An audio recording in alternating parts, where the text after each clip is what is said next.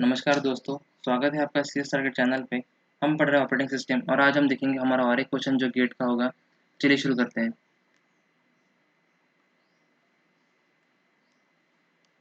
तो friends question कहता है कि हमारे पास n प्रोसेसेस है sharing the CPU in round robin fashion assuming that each process switch her switch में s सेकंड लग रहा है। What must be the Q निकालना है such that overhead resulting from the process switching is minimised. Overhead जो है switching के कारण वो मिनिमाइज हो, ओवरहेड जो है वो मिनिमाइज हो, but at the same time each process is guaranteed to get its turn at the CPU at least every t second। और एक प्रोसेस एग्जीक्यूट करने के बाद जो दूसरा प्रोसेस रन होगा वही सेम, उसको फिर से चांस मिलने तक का समय जो दिया हुआ है वो टी सेकंड दिया हुआ है। देखते कैसे होगा ये। तो पी नॉट दिया है, इसमें स्विच होने का टाइम एस सेकंड हो गया, फिर पी वन आएगा। इन दोनों का, इन सबका क्वांटम क्यू क्यू दिया हुआ है। वापस से एस होगा हमारा रन, फिर पी टू। फॉर एग्जाम्पल हमने 3 प्रोसेस कर लिए, मतलब एन इक्वल्स टू 3 हो गया हमारा। पी नॉट, पी वन और P two. Okay, P three भी ले लेते हैं, एन इक्वल्स टू 4 ले लेते हैं। तो पी टू रन हो गया, फिर से हमारे पास एस सेकंड आ गया, मतलब ये एस सेकंड हो गया, एक ही हो गया। फिर हमारा पी थ्री रन हो गया क्यू सेकंड के लिए, फिर स्विच होगा हमारे पास एस, और अब क्यू नॉट को फिर से चांस मिल गया। यही हमें जो समय है यहाँ से लेके तो यहाँ तक ज़्यादा आगे चले गए थे हम, यहाँ तक ये हमें टी दिया हुआ है। सो हम टी को लिख लेते हैं। टी इक्वल्स टू क्या है, एन माइनस वन, एन मतलब एन माइनस वन एस, क्योंकि हमारा एन की वैल्यू क्या है 4 है, तो 4 माइनस वन 3 ऐसे है, सॉरी। सो इसका मतलब हाँ ओके 3 ऐसे है हमारे पास। नो नो नो, हमारे पास 4 ऐसे है तो हमें 4 लिखना पड़ेगा ये। ओके, सो इक्वल्स टू 4 ऐसे हमारे पास। और प्रोसेस कितनी रन हो रही है, P one P two P three run हो रही है, क्योंकि पी नॉट से लेके पी नॉट का स्टार्ट होने तक, पी नॉट का स्टार्ट होने तक। सो ये होगा हमारा एन माइनस वन।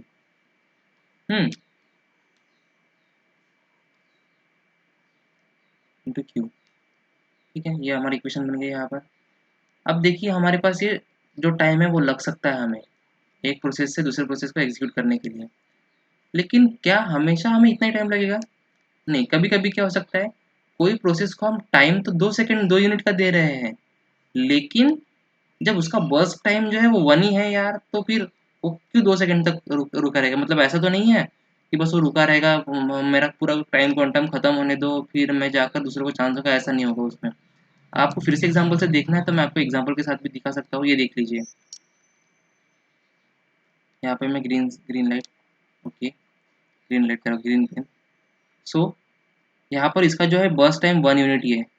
क्या पे रन हुआ है हमारा, ये जो रन हुआ है पी थ्री, देखिए 8 से लेके 9 तक।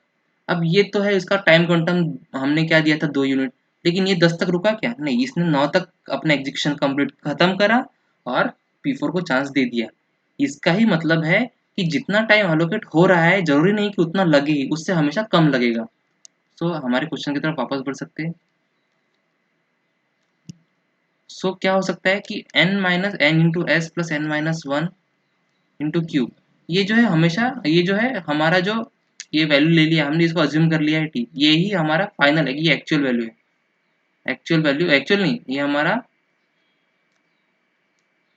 मतलब वैल्यू लग सकता है, possible max max value, max value लग सकता है हमें।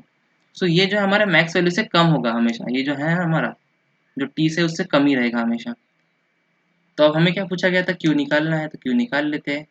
Q is less than equals to T minus N S upon N minus one, यही हमारा क्यू है। किससे मैच हो रहा है ये? तो ये मैच हो रहा है हमारे बी ऑप्शन से। तो बी हो जाता है हमारा बिल्कुल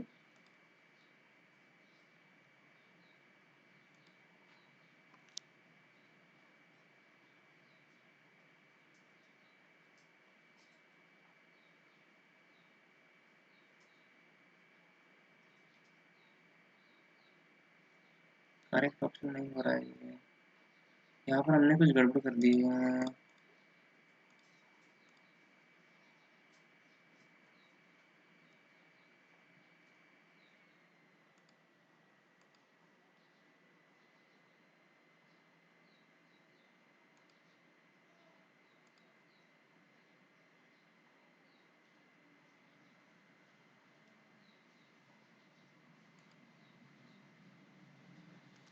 ओके, सो हमने जो है यहाँ पे मार्किंग गलत कर दी है। Okay, sorry sorry.